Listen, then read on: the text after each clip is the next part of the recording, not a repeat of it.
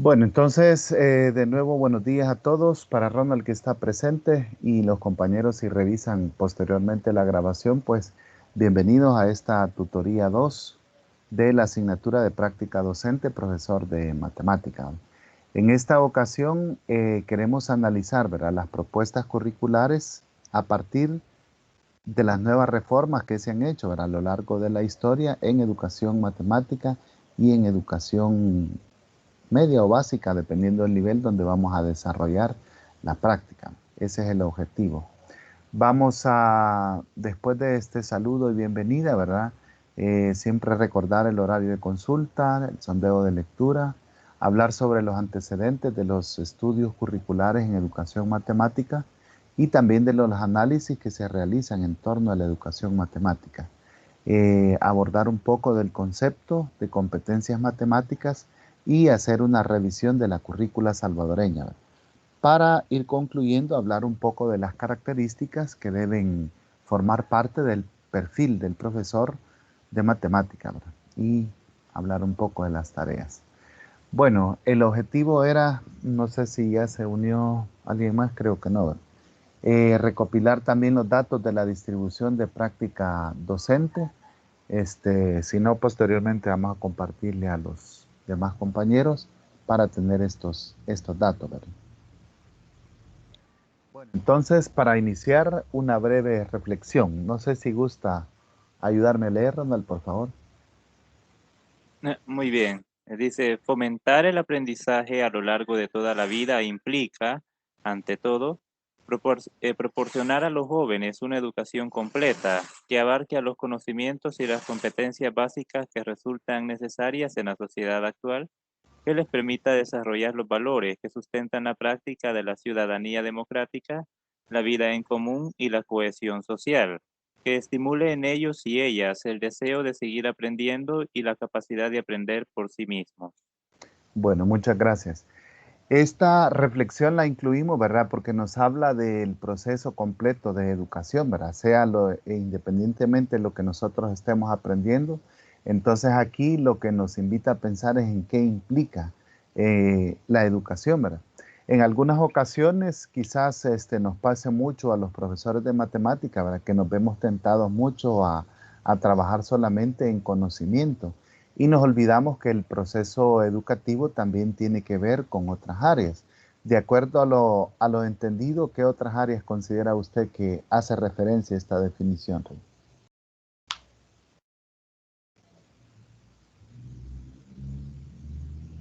Bueno, en este caso la definición implica, ¿verdad? Que, bueno, lo que es la educación, el docente no solamente va a enseñar contenidos teóricos sobre diferentes asignaturas, como lo pueden ser las ciencias naturales o las matemáticas, sino que también se trata de desarrollar diferentes competencias que ayuden al estudiante a integrarse a la sociedad actual, es decir, por ejemplo, las cuestiones tecnológicas, Ujú. eh, que son cosas que a lo mejor no se encuentran dentro de cada una de las materias, ¿verdad? Pero que usted puede ir fomentando y desarrollando con ellos y que eso también le va a ayudar a irse adaptando a la sociedad y a integrarse a ella. Asimismo menciona los valores, eh, que también parte del docente, ¿verdad? No es solamente, como le mencionaba, enseñar los contenidos teóricos, sino que también morales, ¿verdad? Los valores, la tolerancia, el respeto, la solidaridad.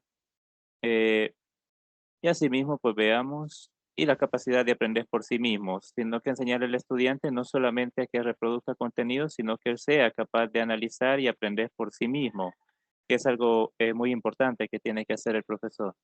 Muy bien, excelente, ¿verdad? Y cuando ya lo vemos en la práctica, eso es bien útil, ¿verdad? Por ejemplo, fíjese, Ronald, que a la hora de estar en la práctica, ¿verdad? Algunos estudiantes te terminan contando los problemas al profesor, ¿verdad? Quizás necesitan a alguien de confianza a quien buscar en ayuda. Entonces eso se desliga del currículo de enseñanza de matemática, ¿verdad? Más cuando se es coordinador de una sección. O por el otro lado, ¿verdad? También en algunas ocasiones se pueden observar cosas en las que el profesor, ¿verdad?, podría, por ejemplo, dar un consejo o si ve una habilidad específica, tratar de encaminar al estudiante, como aquí dice, ¿verdad?, a fomentar la capacidad de aprender por sí mismo, ¿verdad? De hecho, nunca aprendemos todo en una carrera, ¿verdad? Siempre van a quedar cosas que por aprender. Así que la definición nos invita a pensar en esto, ¿verdad? Entonces, en que el proceso de educación es mucho más integral que solamente transmitir conocimiento. Bueno, el currículum en matemáticas incluye muchos aspectos. Cuando escuchamos la palabra currículum, ¿qué ideas se le vienen a usted, Ronald, a la mente? Mm, Bueno, creo que es como, bueno, ahí tiene también la palabra, ¿verdad? Como una planificación Ujú, sobre lo que se va a desarrollar, qué contenidos se van a mostrar, cómo estos se van a enseñar, donde se van a establecer también objetivos que son los ujú, que debemos lograr. Eh, Creo que sería un cúmulo de todos esos aspectos, objetivos, contenidos, metodologías y también el cómo se va a evaluar eh, lo que nosotros estamos llevando a cabo. Creo que sería en este caso como una planificación. ujú. Muy bien, excelente. Un poco más profundo, ¿verdad? Entonces los elementos que usted ha mencionado están muy bien, ¿verdad? Tiene una idea bastante completa de lo que es el currículum. Entonces, en términos generales, dice el documento, ¿verdad? Que también incluye, podemos agregarle a eso, así en líneas generales, ¿verdad? Estos diferentes estrategias que el docente va a necesitar para poder llevar a cabo la clase, ¿verdad? También forma parte, ¿verdad?, del currículum la, el diagnóstico que hace el docente, ¿verdad?, de la comunidad a la que se va a dirigir esta clase de matemática. Quizás a la hora ya de hacer, de conocer la sección en la que nosotros tenemos, ¿verdad? Por ejemplo, podríamos tener un noveno grado, ¿verdad? Pero las edades, el dominio que tienen los estudiantes y sus mismos intereses también forma parte del currículo, ¿verdad? Todo lo demás, lo que usted mencionó, también nos lo provee el sistema educativo, ¿verdad? Cuáles van a ser los criterios para evaluar, qué objetivos va a tener cada clase y qué contenidos son los que nosotros vamos a presentar, también están ahí incluidos, ¿verdad? También forma parte del currículum, ¿verdad? Así a nivel un poco más extenso, serían todos los autores que están detrás de eh, podríamos decir, documento o líneas de trabajo que nosotros recibimos para la educación matemática. También forman parte del currículum que se considera en cada uno de los países, ¿verdad? Y el mismo sistema educativo, ¿verdad? Con todos sus reglamentos y lo que establece los grados, los niveles, criterios para aprobar grado y avanzar, o las evaluaciones un poco estatales que se llevan a cabo, ¿verdad? Forman parte del currículo de matemáticas. Entonces es un poco más amplio de lo que nosotros podríamos pensar, ¿verdad? Lleva muchos elementos. En lo que respecta a los contenidos, Ronald, eh, quería hacer una revisión de de por lo menos las unidades, ¿verdad? Que van a tener. Entonces, para que veamos a qué es lo que vamos y qué es lo que esperamos que nosotros los estudiantes ya sepan, dependiendo del grado en el que están, ¿verdad? Por ejemplo, los alumnos de séptimo grado en la unidad uno, de acuerdo al currículo de los programas, ¿verdad? Empiezan con los números positivos y negativos y el cero. Quizás pensaría yo que esta unidad la terminaron porque es bien corta.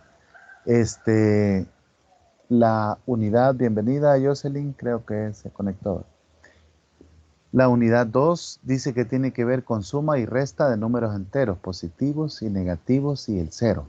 Entonces en estas dos unidades ven las operaciones con números enteros. En la unidad 3 pasan a la multiplicación y la división de números positivos, negativos y el cero. Luego, después de ver esta introducción, en la unidad 4 pasan ya a empezar a estudiar un poquito álgebra, comunicación con símbolos, a utilizar una variable para poder hablar de cantidades. En la unidad 5 pasan ellos a estudiar las ecuaciones ya de primer grado. Luego en la unidad 6, proporcionalidad directa e inversa. Y en la unidad 7 abandonan la aritmética y el álgebra y pasan a estadística, gráfica de faja y circular. Y en la unidad 8 se van a geometría con figuras planas y construcción de cuerpos geométricos. Entonces, por ahí está el programa de séptimo grado, por si a ustedes les toca trabajarlo, ¿verdad? En lo que respecta al programa de octavo grado, Este viene un poco más cargado de geometría y tiene las siguientes unidades. La unidad 1 tiene que ver con operaciones algebraicas. Aquí ven reducción, suma, resta, multiplicación de operaciones. En la unidad 2 ven los sistemas de ecuaciones de primer grado con dos incógnitas, los métodos y aplicaciones para poderlos resolver. En la unidad 3 pasan a estudiar la función lineal. En la unidad 4 aquí abandonan el álgebra y se pasan a geometría. Aquí estudian paralelismo y ángulos de un polígono. La unidad 5 continúa en geometría, criterios de congruencia de los triángulos. La unidad 6 se pasan un poco a las demostraciones, características de los triángulos y cuadriláteros. Y la unidad 7, área y volumen de sólidos geométricos. Para finalmente en la unidad 8 pasar a estadística y estudian la organización y el análisis de datos estadísticos. Aquí ven un poco más de promedios, elaboración de tablas, etc. Y para finalizar, no sé si alguien la va a hacer en bachillerato, en 9º grado. Las unidades que contemplan son las siguientes. En la unidad 1 ven multiplicación de polinomios, un poco de factoreo. En la unidad 2, raíz cuadrada y operaciones con raíces cuadradas. En la unidad 3 pasan a ecuación cuadrática y sus métodos para resolverla. En la unidad 4 pasan a la función cuadrática de la forma y igual a x cuadrado más c. En la unidad 5 abandonan el álgebra y se pasan a geometría para estudiar las figuras semejantes. Y en la unidad 6 continúan estudiando geometría con el teorema de Pitágoras. La unidad 7 continúa con ángulo inscrito y central. Y finalizan la unidad 8 con medidas de dispersión. Entonces, más o menos esta es una idea, Ronald y Jocelyn, y para los compañeros que vean la grabación, para que ustedes tengan una idea, ¿verdad? Si están en 9º grado, que ya en teoría, ¿verdad? Los estudiantes recibieron en los contenidos, o si están en 8º grado. Y si vamos a 7º grado, ¿hacia dónde vamos? De hecho, es parte del diagnóstico, ¿verdad? Que se va a hacer para poder realizar la práctica. En su caso, Jocelyn, no sé si podría regalarme los datos, Jocelyn Yasmín Aquino, para la práctica docente, el nombre del centro escolar, el nombre del profesor, el grado y el maestro. ¿Se escucha? Sí, sí, le escuchamos. Yo voy a trabajar con el Instituto Nacional Alejandro de Humboldt.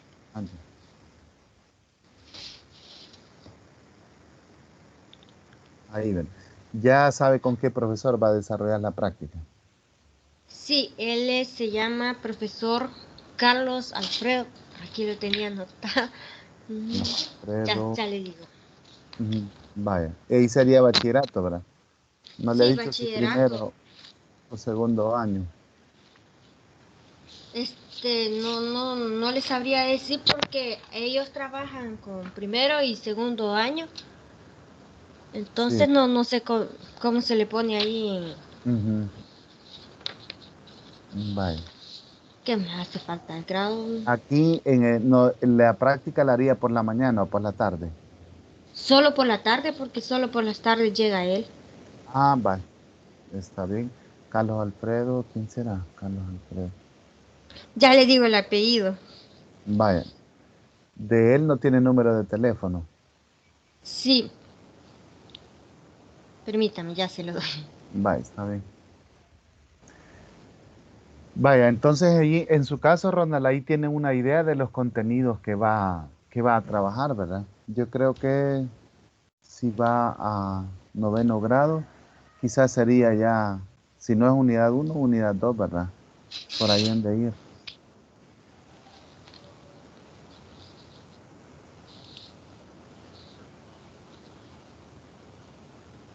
Si fuese 8º grado, sistemas de ecuaciones o las operaciones algebraicas.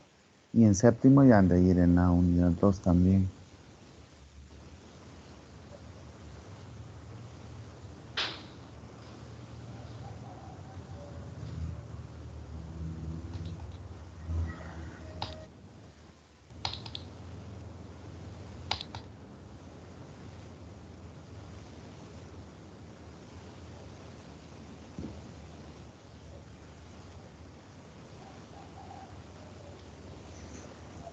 Rosario es el apellido. Carlos Alfredo Rosario. Sí. Vale. El número de teléfono.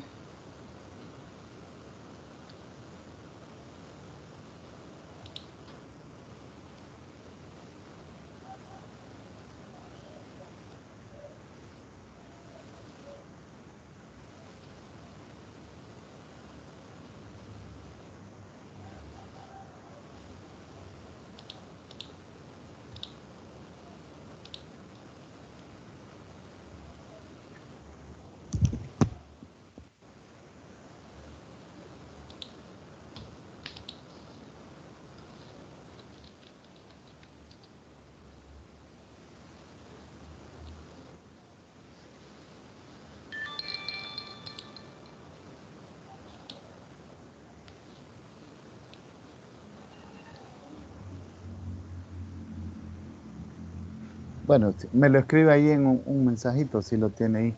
Vamos a Va, continuar. está bien. Ujú. Sí, porque no lo encontré Entonces, ahorita. vaya, entonces estamos hablando de lo que forma parte del currículum de educación en matemática, ¿verdad? Los elementos que tiene. Y parte de esto son, para empezar, los contenidos, que son los que nos van a asignar, ¿verdad? Pero como menciona el documento, ¿verdad? Puede haber una confusión en muchos docentes, dice, en lo que respecta a matemática y educación matemática. Entonces, ¿qué diferencias creen ustedes que existen en lo que respecta a todo el bagaje de conocimiento matemático y la educación matemática? ¿Qué diferencias creen que podemos encontrar?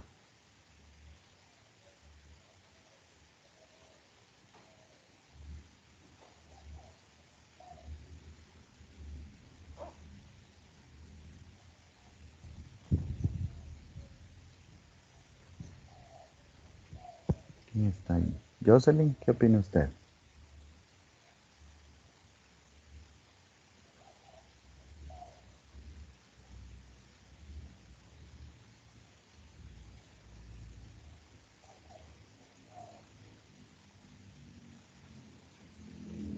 ¿O Ronald? ¿Qué opinan ustedes?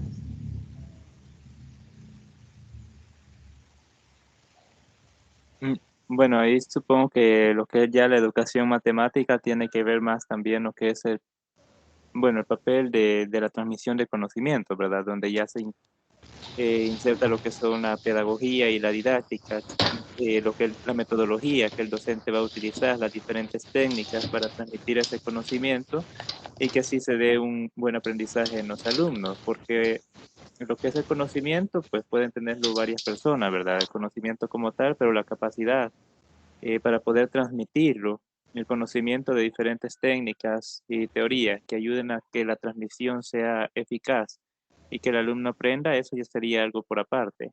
Ujú. Sí, muy bien. Esa es una diferencia muy importante, ¿verdad? Excelente. Y en su caso, Jocelyn, ¿qué diferencia podría advertir?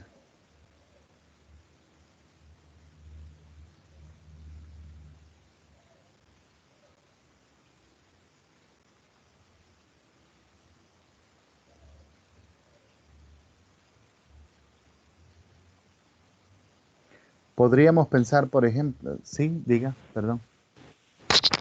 Disculpe, se escucha ahorita. Sí, sí, escuchamos. No le escuché la pregunta porque andaba buscando el documento del número de teléfono. Ah, vale. No Estamos sé si se hablando lo doy de, ahorita. si lo tienes, regálemelo, aquí lo vamos a anotar. Es 70 Ujú. 01 Sí, 17 sí, 02. 02. Vale, muchas gracias, muy amable. Entonces, estamos hablando de la diferencia que hay entre el conocimiento matemático y la educación matemática. Entonces, Ronald nos agregaba un aspecto muy importante, ¿verdad? Que tiene que ver con la metodología que se utiliza y el mismo acto en sí educativo. Ahora pensemos que para los estudiantes de su localidad y del grado en el que tienen, ¿verdad? La educación matemática puede ser diferente. Mientras que, por ejemplo, en una zona rural, ¿verdad? Un estudiante, por ejemplo, se podría interesar mucho en el manejo de las operaciones aritméticas, ¿verdad? O la parte de números, medidas y formas.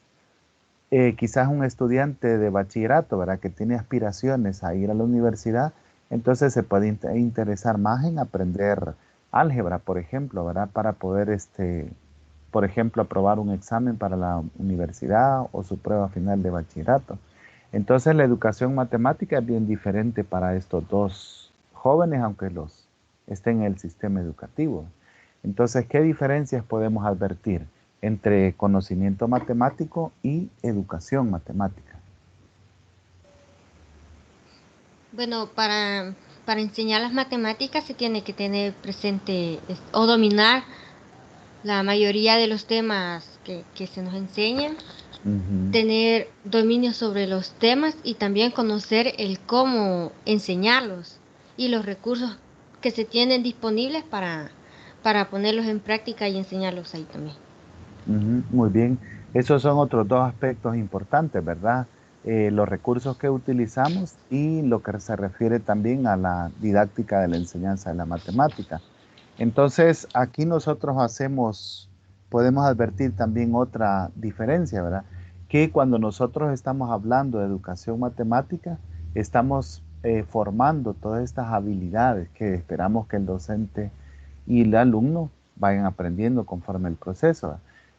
El ex ministro Canjura decía, ¿verdad?, de qué tipo de problemas pueden resolver los estudiantes en el centro educativo, ¿verdad? Por ejemplo, ¿verdad?, dependiendo de su contexto, ¿verdad?, si pueden tomar valores y medidas, hacer conversiones, por ejemplo, tomar la presión de agua, cuántos litros por segundo, por minuto salen un chorro, hacer conversiones, ¿verdad? Todo este sistema, ¿verdad?, de conocimiento, de aplicarlo a la vida cotidiana, forma parte de la educación matemática. Esto, ¿verdad? En el documento habla del segundo componente que sería los fundamentos éticos y el contexto político.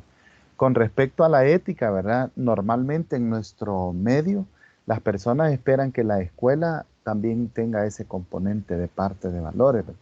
Y políticamente hay ciertos contenidos desde que se industrializó la educación, ¿verdad? Que queremos que los estudiantes tengan porque van a llegar a tener trabajos donde los van a desempeñar, ¿verdad? Por ejemplo, que puedan tener las operaciones básicas, quizás hacer la lectura de un gráfico, ¿verdad? O poder interpretar información matemática. Eso es parte. Pero, ¿verdad? La educación matemática estricta en sí, si le quitamos el componente político, va mucho más que esto, ¿verdad? Necesitamos que los estudiantes puedan aprender a resolver problemas, como decíamos al inicio en la reflexión, ¿verdad? A tener esa capacidad de aprender por sí mismos y no olvidarse, por supuesto, de estos componentes de valores, ¿verdad? También otro componente que forma parte de la educación matemática es todo lo que tiene que ver con las prácticas sociales, ¿verdad? Y al analizar pues la cultura de nuestro país, ¿verdad? Y de otras que han habido, ¿verdad? Realmente la matemática siempre ha estado presente. Si no piensen ustedes, por ejemplo, cuando vemos un poquito de eso de estudios sociales, ¿verdad? Los grandes desarrollos que tuvieron, por ejemplo, los mayas en la educación matemática, ¿verdad? Tuvieron su propio calendario, utilizaban el cero, utilizaron la posición de las constelaciones para hacer construcciones.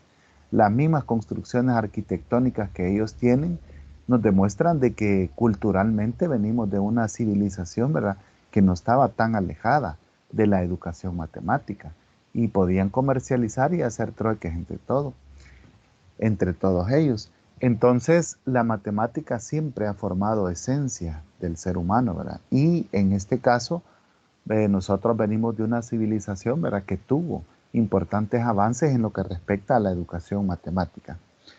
Entonces, en conclusión, ¿verdad?, podríamos decir, ¿verdad?, que cuando hablamos de educación matemática nos referimos, ustedes me dijeron, a metodología, a recursos, a cómo se enseña, ¿verdad? Ahí le agregamos que la educación matemática incluye la resolución de problemas aplicados a la vida cotidiana, ¿verdad? El que también los estudiantes puedan formarse en valores, ¿verdad? Cómo los ponemos nosotros a trabajar importa también. Y finalmente dijimos cómo se ha aplicado en la vida cotidiana, ¿verdad? Eso importa en educación matemática. No sé si dejamos un aspecto olvidado. ¿Consideran ustedes agregar otro en educación matemática?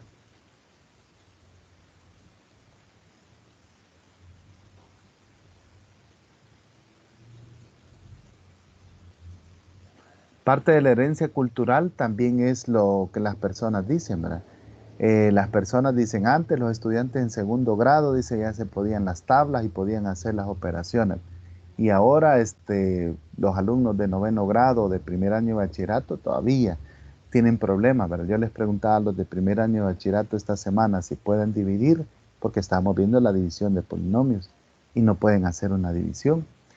Entonces, miren, ahí ha fallado algo la educación matemática, ¿verdad? Porque algunos contenidos esenciales y habilidades básicas que deberían tener los estudiantes se han ido quedando, ¿verdad? Entonces, aparte de los contenidos, también habría que enseñar las competencias, ¿verdad?, que tienen que ver en educación matemática. Entonces, aquí vamos en educación matemática, ¿verdad?, a tener un plan de formación para los estudiantes. Lo que revisábamos anteriormente, ¿verdad?, en los contenidos que lleva la educación de bachillerato, también forma parte de este plan de formación, ¿verdad? Ahora se pretende que los contenidos no se están repitiendo, sino que van formando esa subsecuencia, ¿verdad?, que tienen los contenidos en educación matemática. La complejidad, ¿verdad?, se presume de que va aumentando en cada uno de los grados. Por ejemplo, la factorización y la división son temas que se estudian desde noveno a primer año de bachillerato, ¿verdad?, y no van corridos, sino que gradualmente se van agregando. El aprendizaje de la disciplina de matemática tiene mucho que ver, ¿verdad? En este caso, parte de ser docente también implica eso.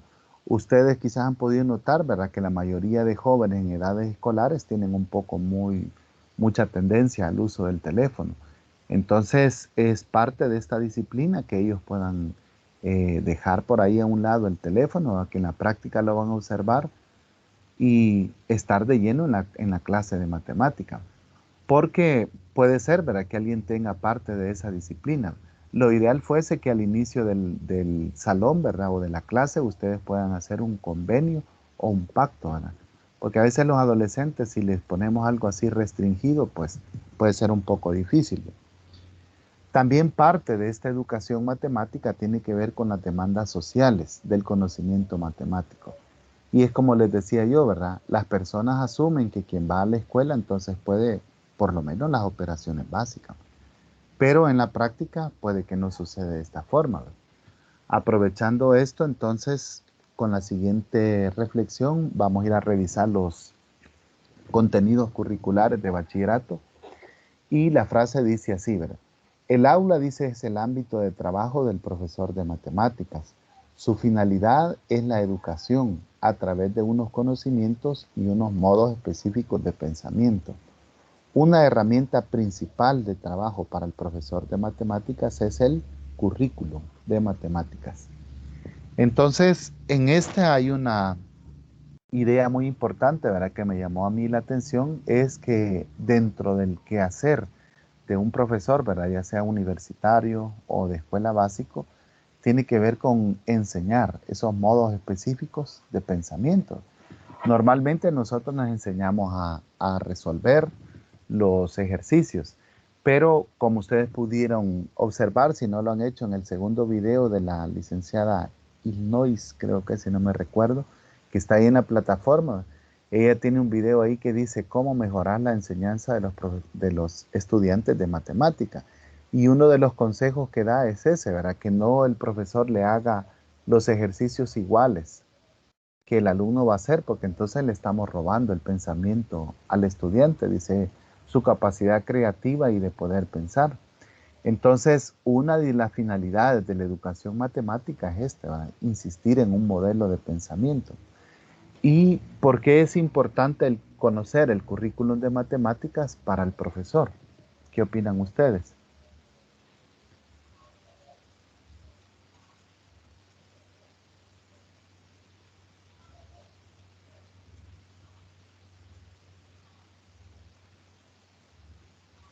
Porque es una herramienta que sirve como orientación para también la toma de decisiones sobre las metodologías que se van a utilizar, basándose en el conocimiento que tiene del grupo de alumnos y del currículo en este caso, es lo que le va a ayudar a desarrollar un proceso efectivo. Ujú, sí, muy bien. ¿Qué otro componente del currículum creen que es bien importante, Jocelyn?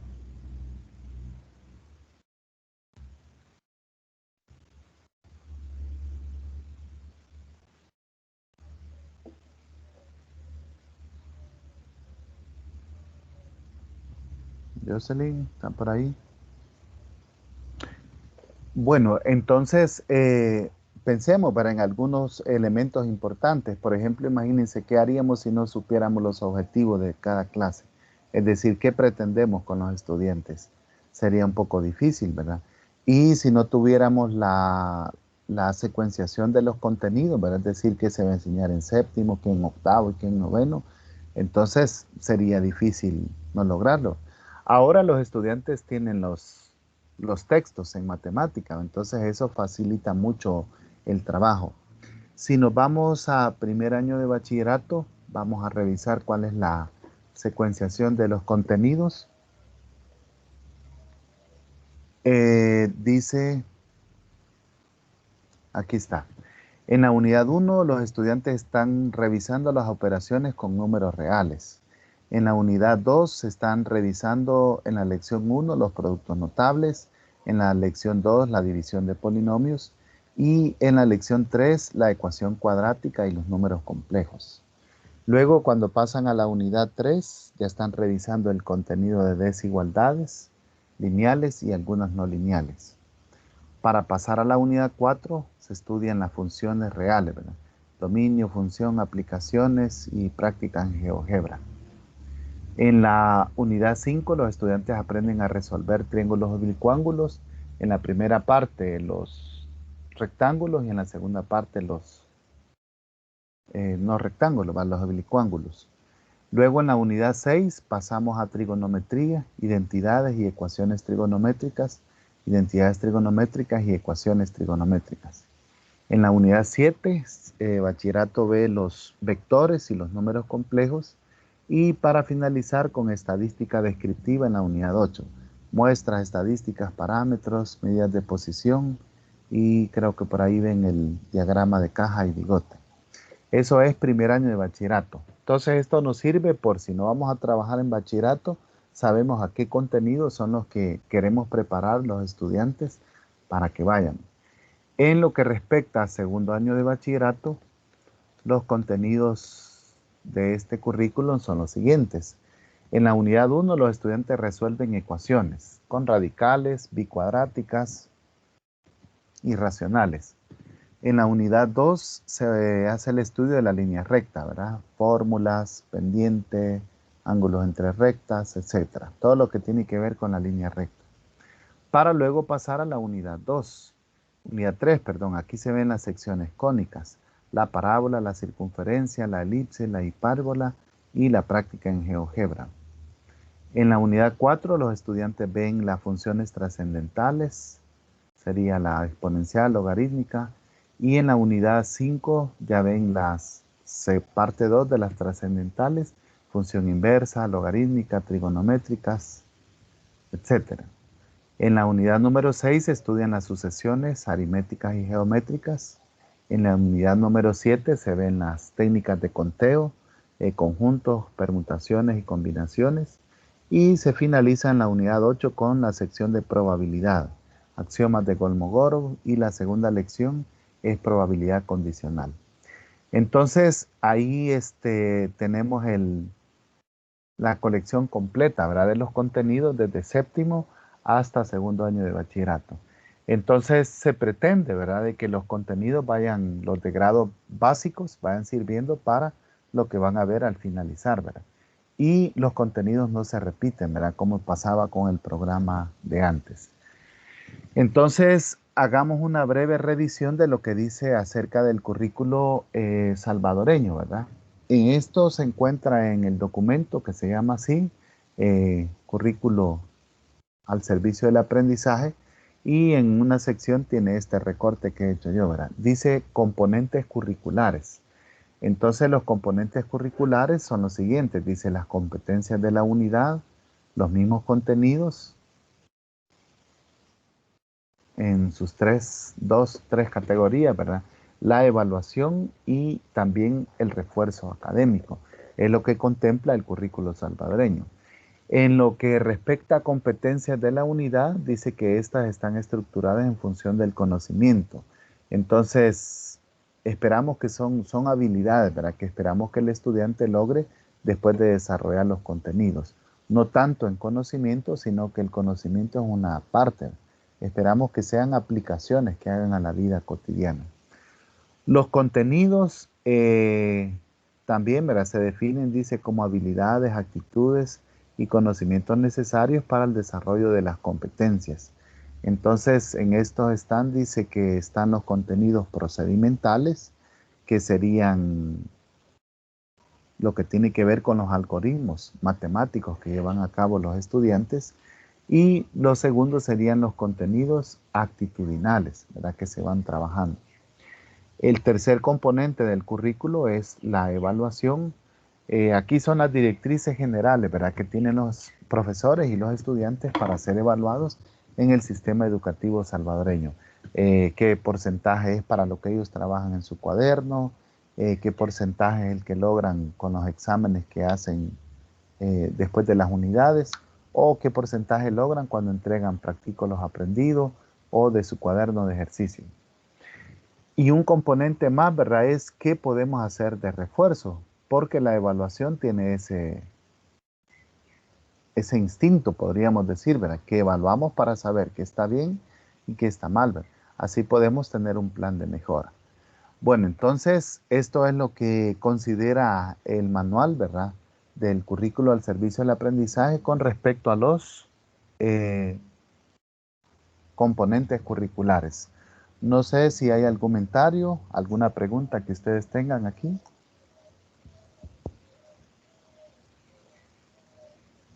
No sé, creo que se nos agregó alguien más. No lo puedo ver ahorita. Sí, licenciado, yo hace poco me acabo de conectar.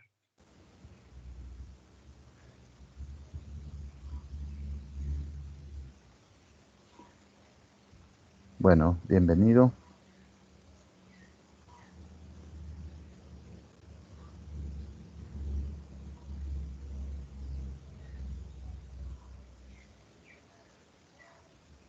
Va, entonces podemos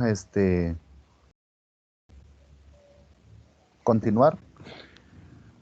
Estamos hablando sobre los componentes del currículo salvadoreño, ¿verdad? Ahora vamos a pasar a hablar acerca del proceso de enseñanza y aprendizaje.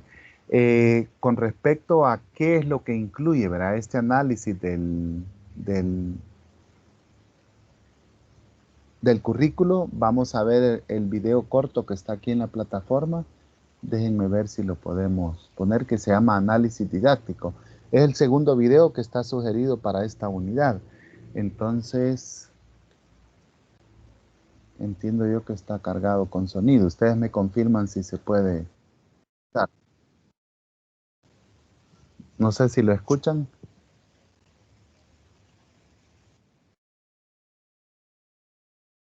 No, licenciado, no se escucha. No se escucha. Vaya, vamos a... Permítanme.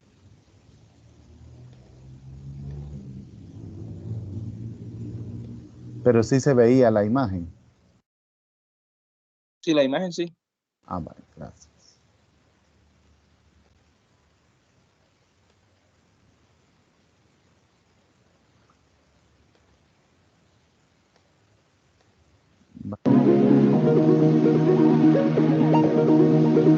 ¿Ahora? Sí, ahora sí. Ahora sí. El análisis didáctico es una herramienta utilizada para leer analítica y comprensivamente los materiales curriculares y de este modo poner en evidencia los elementos estructurales y centrales del proceso de enseñanza que son conceptos, procedimientos y la relación sujeto-contexto. En este video se mostrará cómo identificarlos. Para la detección de los conceptos, procedimientos y la relación sujeto-contexto, deberás hacer un análisis del programa o diseño curricular del módulo, asignatura o taller que pretendes desarrollar. Los conceptos claves los hallarás al responder la pregunta ¿qué ideas principales están presentes en la propuesta curricular que se analiza o para la que diseño? Debes apoyarte del análisis de los objetos generales, específicos o competencias, nombres de las unidades o módulos y temario o contenidos programáticos. Debes aislar los conceptos principales, esenciales o fundamentales y expresarlos mediante un término, palabra o etiqueta. Como ejemplo, se muestran los conceptos clave identificados para el módulo 1 del taller Haz tu curso en Blackboard, que son planeación didáctica, análisis didáctico, problemas de contexto, indicador de logro, secuencia didáctica, recursos y evaluación. Para detectar los procedimientos o habilidades que el estudiante tiene que desarrollar a partir de los conceptos clave, debes responder a las siguientes preguntas. ¿Cuál es el procedimiento o habilidad general disciplinaria? Es decir, ¿qué debe saber hacer el estudiante al finalizar el curso? ¿Cuáles son los pasos procedimentales o habilidades específicas propuestas en el material que se analiza?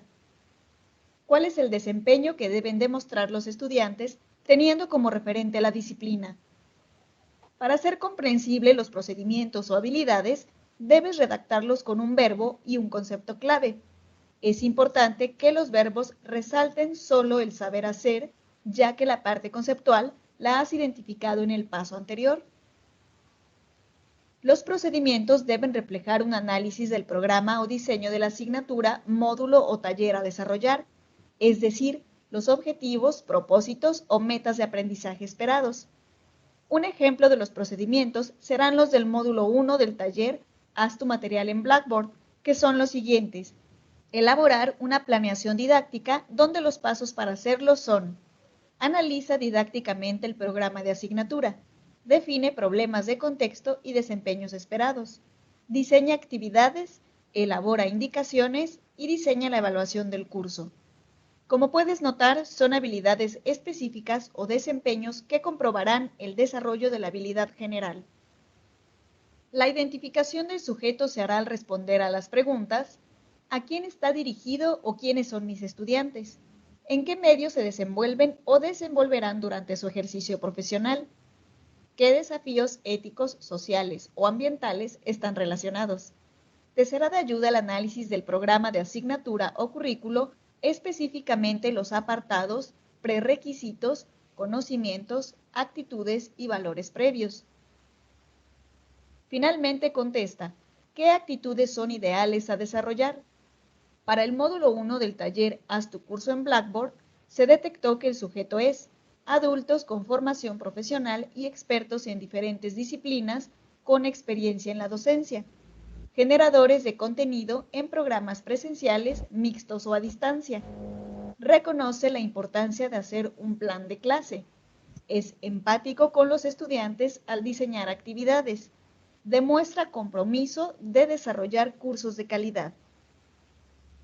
Finalmente, identifica el contexto o campo de aplicación de los aprendizajes. La pregunta a responder es: ¿cuál es el campo de aplicación o situación donde se pone en práctica o aplica el aprendizaje esperado? Es decir, ¿dónde se puede aplicar lo aprendido? Por ejemplo, para el módulo 1 del taller Haz tu curso en Blackboard, los aprendizajes se verán aplicados en el diseño de materiales educativos para un ambiente virtual. Una vez detectados los conceptos, procedimientos, sujeto y contexto, te proponemos el formato siguiente para plasmarlos, el cual es una tabla de 2 filas y 2 columnas. No olvides que se debe indicar el nombre del curso, taller o módulo que se está diseñando. Mi trabajo es hacer que la Bueno, universidad ahí sea estaba más fácil. esta idea para que nosotros podamos llevar a cabo el planeamiento didáctico, ¿verdad? Que vamos a desarrollar para la práctica. Entonces, no sé ustedes en qué elementos han pensado para llevar a cabo en el desarrollo de su clase. Ahora vemos 3, ¿verdad, Eduardo? No sé si Jocelyn se nos fue. ¿Qué elementos han pensado llevar a cabo para la planificación de su práctica?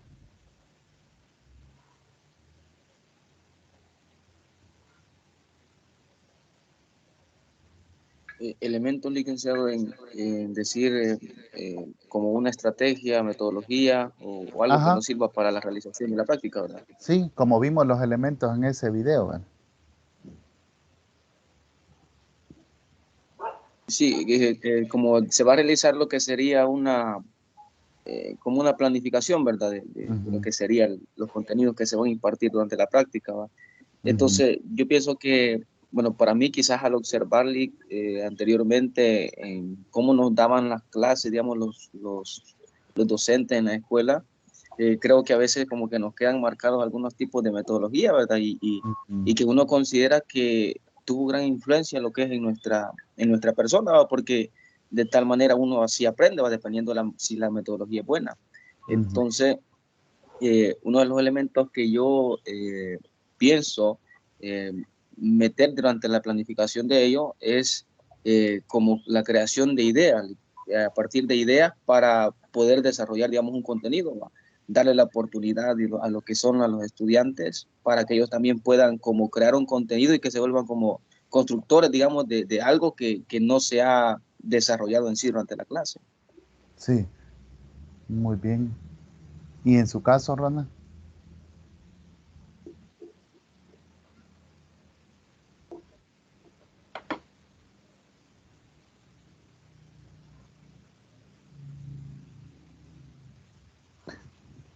Bueno, en lo que nos comentan los otros compañeros, ¿verdad? Contarles que eh, elementos que son bien recibidos por los estudiantes, normalmente casi siempre son los juegos que tienen que ver con contenidos matemáticos, ¿verdad? O las evaluaciones cortas que se pueden hacer ahora en línea, ¿verdad? Por ejemplo, en Kahoot o en Quizzes, o hay otra que se llama datquizzes.com, creo yo, que son evaluaciones cortas a nivel de juegos, como llevando la matemática a gamificación, ¿verdad? Así es que pueden considerar también esa parte ustedes, ¿verdad? Y muy importante también conocer, saber qué es lo que pueden hacer los estudiantes, ¿verdad? Para no llegar con un tema o un ejercicio muy profundo cuando ellos dominan los contenidos básicos. No sé si les conté en la tutoría uno, ¿verdad? Pero, por ejemplo, los estudiantes que están, imagínense, tenemos estudiantes especiales, vienen de estar en pandemia casi 2 años y algunos no habían asistido a las clases, ¿verdad? Hace de que hay algunos vacíos grandes en lo que respecta a contenidos básicos de matemática, ¿verdad? Va, no sé si va a hablar alguien, lo interrumpí. Em, yo le iba a hablar acerca de lo que usted estaba diciendo, que Ah, sería sí. bueno aplicar los elementos, actividades lúdicas. Ujú. Y Sí, muy también bien. sería bueno que en la observación se hiciera como una prueba diagnóstica Ujú. de lo que los alumnos saben. Sí, eso está muy bien, excelente, ¿verdad? Para que lo puedan hacer.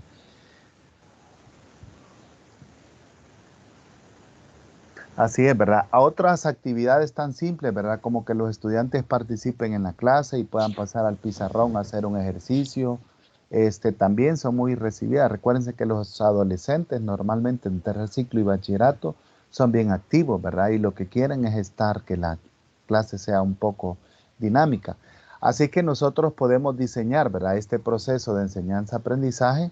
No pensemos solamente en transmitir conocimiento, ¿verdad? Sino que como veíamos en el video, lo que nosotros queremos es formar habilidades, ¿verdad? Por ejemplo, que el estudiante sepa llevar a cabo una división, una factorización, etcétera, dependiendo del tema que nosotros vamos a desarrollar. Y muy importante, ¿verdad? Si pudiéramos llevar ejercicios de aplicación, normalmente son bien recibidos para poderlos hacer, ¿verdad? Así es que en lo que respecta al currículo, ¿verdad? El siguiente esquema nos hace pensar a nosotros en todo lo que tenemos que considerar a la hora de revisarlo, ¿verdad? El papel del profesor, ¿verdad? ¿Qué es lo que los estudiantes pueden esperar de nosotros? Esto significa, ¿verdad? Tener metas, revisarlas, los contenidos, los métodos y los medios de valoración. Las metas tienen que ver algo con más a largo plazo, ¿verdad? Quizás qué pretendemos en el primer trimestre, si es tercer ciclo, o primer periodo, si es bachillerato, ¿verdad? Que el estudiante logre. O quizás el objetivo es el inmediato, ¿verdad? El que nosotros logramos en una clase. Los contenidos, por supuesto, ¿verdad? Lo vamos a revisar y es muy recomendable, ¿verdad? Que nosotros desarrollemos los ejercicios anteriormente para que sepamos qué es lo que los estudiantes van a hacer. La metodología, ¿verdad? Cómo nosotros vamos a iniciar la clase, qué actividades vamos a llevar para desarrollarlo y finalmente cómo vamos a evaluar, ¿verdad? En la mayoría de centros escolares, no sé si en la investigación ustedes se van a dar cuenta, ¿verdad?, que las horas clases duran 45 minutos. Entonces, para enseñar un contenido, ¿verdad?, 45 minutos se nos van volando y como decimos en buen salvadoreño, y cuando sentimos dejamos el contenido a la mitad. Por eso es bien importante que nosotros también diseñemos la estrategia metodológica para llevar a cabo los estudiantes. Cuando ustedes lleguen el primer día, entonces van a darse cuenta del tipo de alumnos que hay, ¿verdad? Normalmente hay que ir preparado para todo, ¿verdad? Desde los estudiantes que tienen dificultades serias para aprender hasta algunos que son bien aventajados y, como nosotros decimos, listos en buen salvadoreño. Todo esto es parte del diseño que se tiene que hacer para llevar a cabo una clase, ¿verdad? Ustedes tienen la opción de poder planificar, ¿verdad?, si van a desarrollar los contenidos a continuación o lo van a hacer en distintas semanas. No sé por qué opción se van a decidir o a cuál le ven mayor ventaja.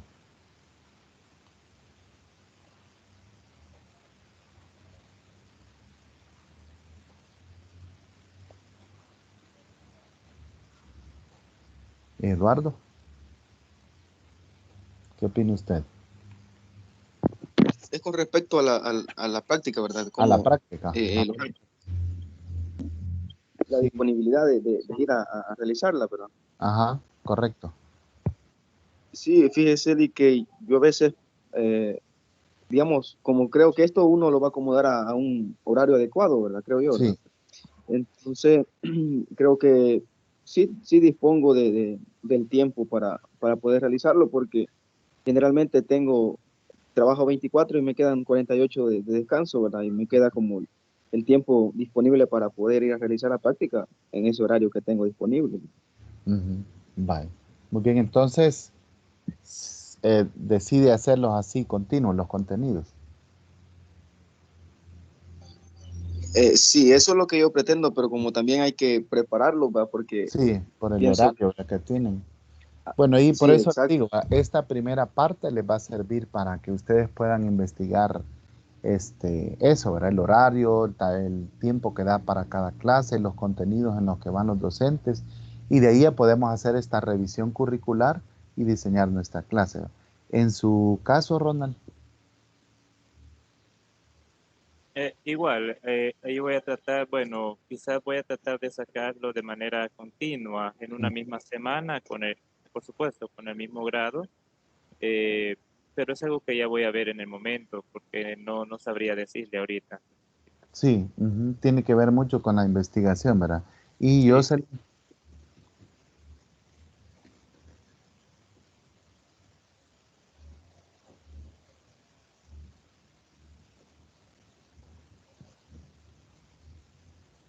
Bueno, Jocelyn, vamos a esperar que nos haga el comentario, ¿verdad? Vaya, entonces ahí en ese caso, ¿verdad? Este video que acabamos de observar tiene una secuencia muy bonita, está cargado ahí, es el segundo en la plataforma, de qué es lo que nosotros podríamos revisar cuando queremos preparar una unidad didáctica para poderla enseñar, ¿verdad? Así es de que los pasos que ahí tienen están bastante interesantes y prácticos para poder hacer el análisis de una unidad en matemática. Ahora pensemos en qué es lo que nosotros podríamos desarrollar, ¿verdad? En lo que respecta al perfil del docente de matemática. En el decálogo que está ahí en la- en el documento, se contesta la pregunta, ¿verdad? ¿Cuál es el perfil del docente que enseña matemática? Entonces, aquí este otro videíto no sé si han visto ustedes a Julio Río Gallego, es un youtuber bastante famoso, no sé si han visto videos de él. No, yo en realidad no lo he visto, fíjese. ¿No? ¿No lo ha visto?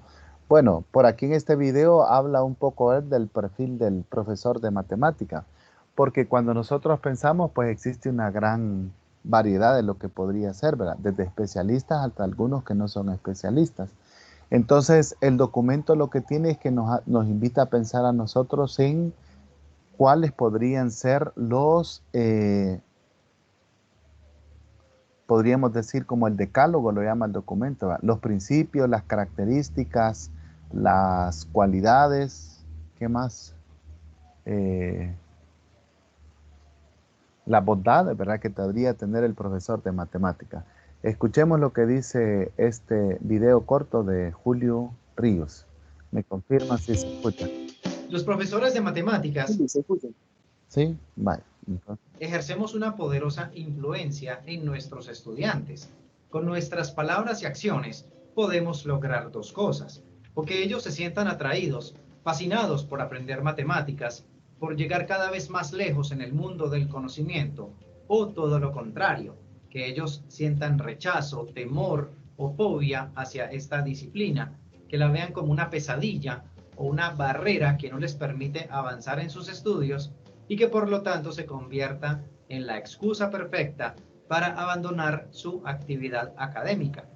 Por eso invito a los maestros de matemáticas a que irradien entusiasmo, a que contagien de ganas por aprender a sus estudiantes y que por favor no infundan temor en niños y jóvenes, haciéndoles sentir que solo unos pocos pueden conquistar y dominar las matemáticas. Cuando se trata de explicar matemáticas, mi consejo es proceder con mucho orden. Al escribir en el tablero o pizarrón, procurar que la letra, los números y los símbolos sean muy claros, que los diagramas y dibujos sean pulidos, hechos en la medida de lo posible, con instrumentos como escuadra, transportador y compás. Al explicar la teoría, mi consejo es utilizar un lenguaje sencillo, amigable, apartándose un poco del discurso técnico tradicional que suele ser denso e incomprensible para muchos, lógicamente sin maltratar o tergiversar los conceptos matemáticos. Y ya cuando sea la hora de explicar el desarrollo de ejercicios y problemas, tratar de mantener la secuencia detallada de pasos, insisto, con mucho orden y ojalá revelando algunos trucos que facilitan y hacen más a menos ciertos procesos matemáticos, para que con todo esto procuremos que ningún estudiante se quede atrás sin entender plenamente el tema que se está tratando. Recalcar a los estudiantes la importancia que tienen las matemáticas, no solamente en el ámbito académico, sino también en la vida diaria y profesional. Es deber de cada profesor diseñar problemas de aplicación de las matemáticas en situaciones de la vida cotidiana, mejor aún si son problemas relacionados con el entorno inmediato de cada institución educativa o de cada comunidad. En mi opinión, esto despierta el interés en los estudiantes por aprender una matemática que no se queda solamente en el mundo abstracto, sino que se convierte en una potente herramienta para modelar y resolver situaciones del diario vivir. También es importante contarle a los chicos por qué es necesario trabajar cada tema con dedicación y rigor. Decirles que en el futuro vendrán asignaturas que requieren de conocimientos muy bien cimentados y que ya en la vida adulta el ser bueno en matemáticas representa un sinnúmero de posibilidades de desempeño profesional. bueno, pues entonces ahí estaba este videito corto que quería compartir con ustedes para iniciar la siguiente sección que se llama ¿qué podemos hacer nosotros para poder mejorar las competencias matemáticas de los estudiantes? Entonces, de acuerdo a lo observado, a lo leído en el material, ¿qué creen ustedes que podemos hacer para mejorar las competencias matemáticas?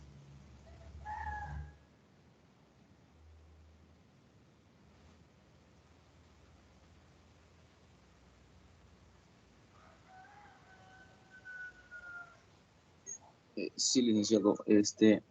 Me gustó bastante lo que decía ahí el profe Julio, ¿verdad? Ujú. Y Porque en nunca he realidad es visto un algo... video de él. ¿Hola? Nunca he visto un video de él. Sí, cómo no, ahora Ah, que lo vi así en... es Quizás bien lo que me ordenado. pareció como un El paso, poco... ¿verdad? Me pareció quizás un poco desconocido fue por el apellido, quizás, Ah, porque... Ajá, no, porque en sí ya lo había visto. sí.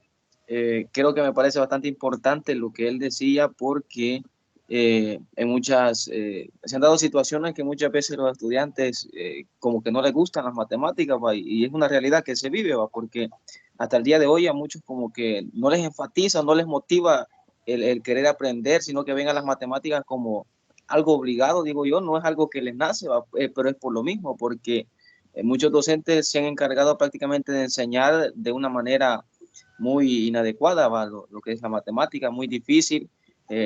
Lo que decía, que les hacen crear miedo, y es la verdad, porque pienso que hay muchas ocasiones que quizás alguien me ha preguntado, ayúdame en tal ejercicio, o tengo esto que hacer, y a veces ellos mismos se crean barreras, pero porque la influencia viene desde el aula, ¿verdad? Y donde quizás no hay una motivación de parte del docente de decir que no lo pueden realizar, ¿no? Porque en realidad creo que todos tenemos la capacidad para hacerlo. Y creo que con eso de cómo se pueden mejorar las competencias en matemáticas en los estudiantes, es algo que viene principalmente desde donde se planifica lo que son los contenidos para impartirlos en la clase. Entonces, yo pienso que para mejorar las competencias en los estudiantes es bastante bueno ejercer una metodología bastante buena, ¿va? Porque depende también de la metodología. Si el docente solo llega a leer, como en aquellos tiempos se hacía, que solo leían lo que en el libro estaba escrito y no explicaban, pienso que los estudiantes van a seguir con ese mismo contexto, ¿vale? Que todos los días y a diario se va a hacer de esa forma. Pero si el docente crea, digamos, una metodología donde va puesta la práctica, va puesta como que el estudiante se divierta haciendo las matemáticas, más hoy en día, cómo han creado diferentes tipos de que la tecnología ha avanzado, ¿verdad? Y se pueden como crear más mecanismos para enseñar, pienso yo que por ahí tiene que ir eso para mejorar las competencias y desarrollar, como decía anteriormente, las habilidades, ¿verdad? En los estudiantes para que ellos también puedan sentir ese deseo por las matemáticas. Sí, muy bien. Me gustó mucho ese punto, ¿verdad? De tratar de hacerlos que el contenido sea dinámico, ¿verdad? Y que los estudiantes sepan. Nosotros podemos saber de antemano cuáles son las dificultades que van a tener el contenido. En su caso, Ronald o Jocelyn, no sé si tienen alguna opinión a esta pregunta.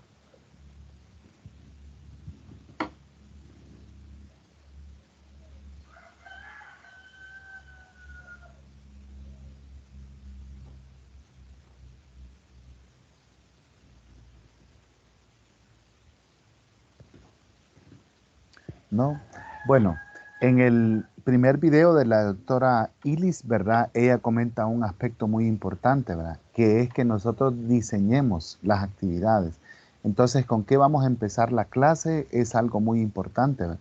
Probablemente necesitemos un ejercicio que nos ayude a destacar alguna propiedad o que llame la atención de los estudiantes, ¿verdad? Es muy importante la actividad que nosotros vamos a llevar a cabo, ¿verdad? Con respecto al desarrollo de la clase, ¿verdad? Necesitamos quizás presentar alguna definición o continuar con ejemplos para poder generalizar alguna regla. Por ejemplo, un producto notable, quizás vamos a hacer, ¿verdad? Y finalmente, cuando pasamos a la parte práctica, como dicen también los documentos, ¿verdad? Es muy importante que el docente le dé tiempo a los estudiantes para que ellos puedan superar estas habilidades o hacer un ejercicio de aplicación, ¿verdad? Si hemos planificado bien el contenido, nosotros vamos a saber alguna limitante que podrían tener los estudiantes cuando lo hacen. A veces si ya les cambiamos los números o el orden, ¿verdad? De un producto, por ejemplo, ¿verdad? Ellos ya se ponen a pensar, ¿verdad? Entonces también es bueno llevar preparado este aspecto, ¿verdad? Para que nosotros podamos pensar en cómo mejorar estas competencias matemáticas, ¿verdad? Es bien importante que el profesor, ¿verdad? De matemática esté pendiente del grupo, ¿verdad? En algunas ocasiones yo he podido observar, ¿verdad? Que se dice, bueno, los dejo trabajando, dice, pero solo los estudiantes realmente no trabajan. Y si no estamos caminando en los pasillos, en medio de los pupitres y observando qué han hecho los estudiantes o en qué han tenido dificultad, no van a poder superar, ¿verdad? Esta competencia que nosotros estamos trabajando así. Trabajar una clase como la que estamos describiendo en 45 minutos es bien trabajoso, ¿verdad? Disculpen que repito la palabra, un poco pesado, diríamos. pero es la manera en cómo podemos verificar que todos los estudiantes lo logren. Como ya vamos a ver en el decálogo del perfil del docente de matemática, es uno de ellos, lo que nosotros pretendemos lograr, ¿verdad? El que me refiero es el, vamos a ver.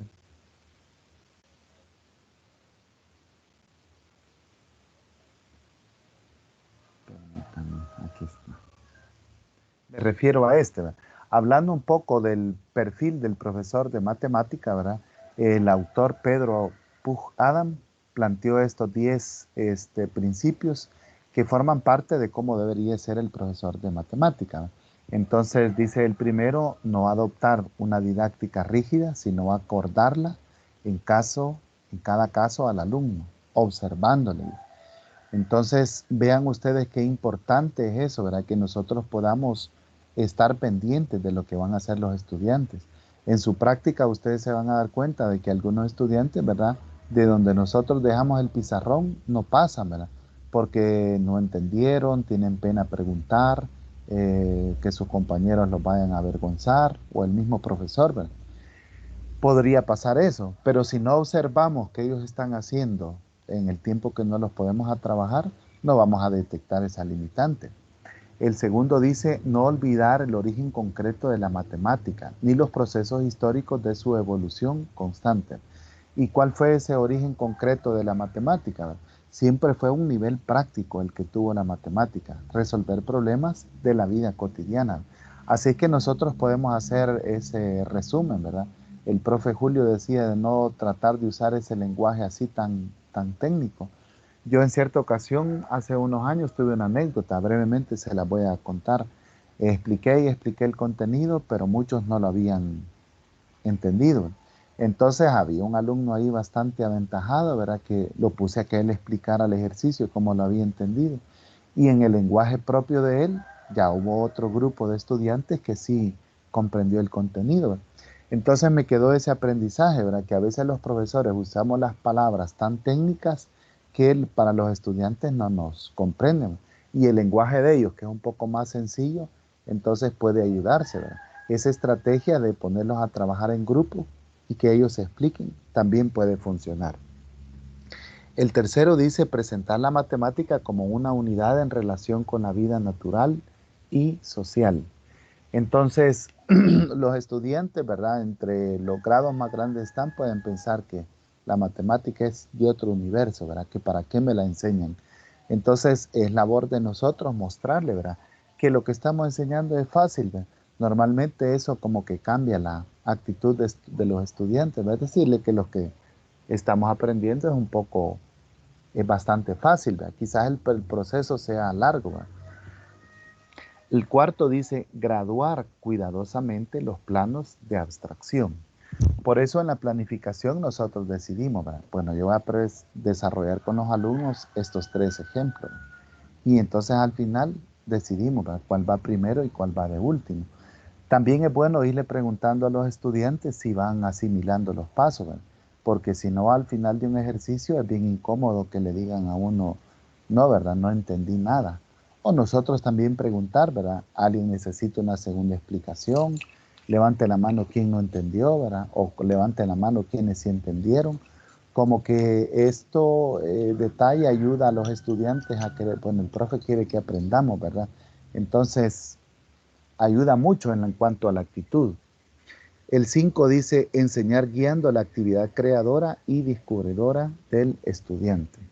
El número 6, estimular la actividad creadora despertando el interés directo y funcional hacia el objeto del conocimiento.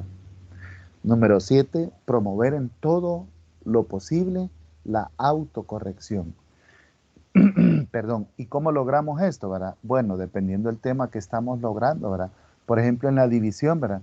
Enseñarle a los estudiantes que se puede comprobar, ¿verdad? Si nosotros aplicamos el producto, ¿verdad? Cociente por dividendo más residuo, entonces nos va a dar como resultado el dividendo.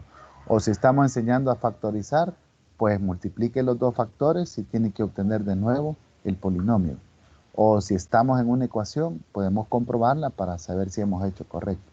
Esto también ayuda mucho para que ellos puedan autocorregirse y ayudar a sus compañeros a continuar con este aprendizaje.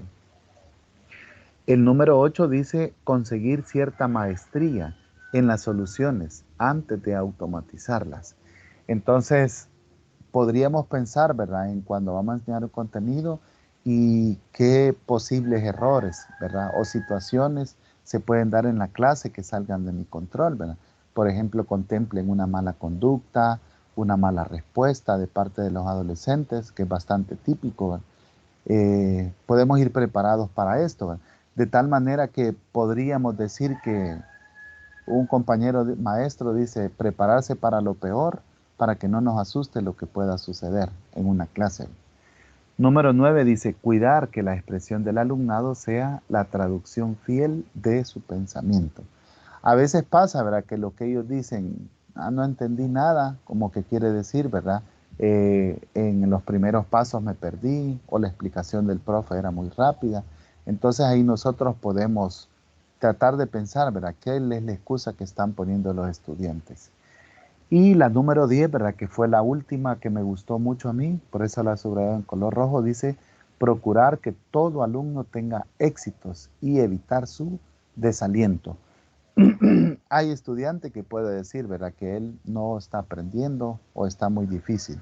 Yo a veces les digo, ¿verdad?, vénganse aquí al escritorio y les puedo explicar un tercero o cuarto ejemplo ya a nivel individual. Pero sobre todo, ¿verdad?, cuidar la actitud que tienen los estudiantes puede ayudarnos mucho a nosotros a mantenerla. Ahora, no sé ustedes con respecto a este decálogo, ¿qué principio creen ustedes que les llama más la atención? ¿Le agregarían uno en su próxima práctica docente de profesor de matemáticas?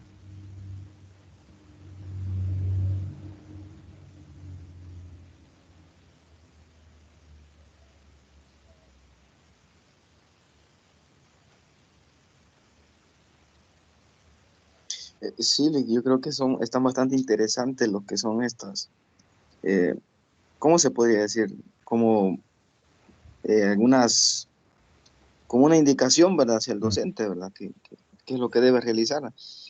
Pienso que me gustó también mucho lo que es la número 6, estimular la actividad creadora, despertando el interés directo y funcional hacia el objeto de conocimiento, ¿verdad?, que pienso que es bastante importante como primero estimular o darle, digamos, sentido a lo que se va a dar, ¿verdad? Porque lo que ya decía, ¿va?, no impartir una clase que no vaya de una manera dinámica, pienso que para todo estudiante va a ser aburrido.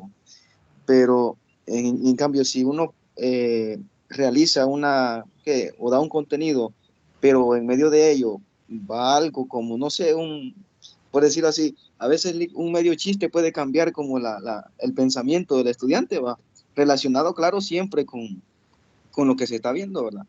Y a veces puede parecer como algo absurdo, pero sin embargo pienso yo que eso también puede como estimular al estudiante y puede como hacerle ver que las matemáticas no son aburridas, ¿va? Entonces, eso es lo que pienso yo, que el docente tiene que estimular lo que va a impartir, va, de una manera que no sea aburrido, sino que sea algo que venga a despertar el interés de cada estudiante, ¿va? Y así de esa manera que pueda generar un conocimiento o que puedan aprender, ¿va?, a los estudiantes de una mejor forma. Sí, muy bien. Como una característica, ¿verdad?, de un profesor. Excelente, Eduardo. Entonces, aquí hemos discutido algunas características, ¿verdad? De seguro ustedes van a tener mucho que pensar a la hora de poder diseñar su clase, ¿verdad? Y qué principios son los que ustedes se van a pensar, ¿verdad?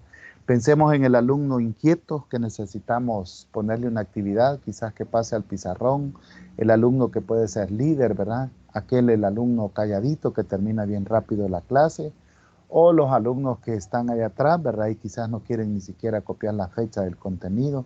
Entonces, vamos a tener una gran variedad de ellos, pero sobre todo, todos pueden aprender matemática, pero necesitan diferente estrategia o tiempo para poder desarrollar su habilidad. Entonces, ahí hemos discutido los elementos que estaban agendados este día para la práctica docente. Voy a terminar la grabación y solo les voy a pedir que me esperen para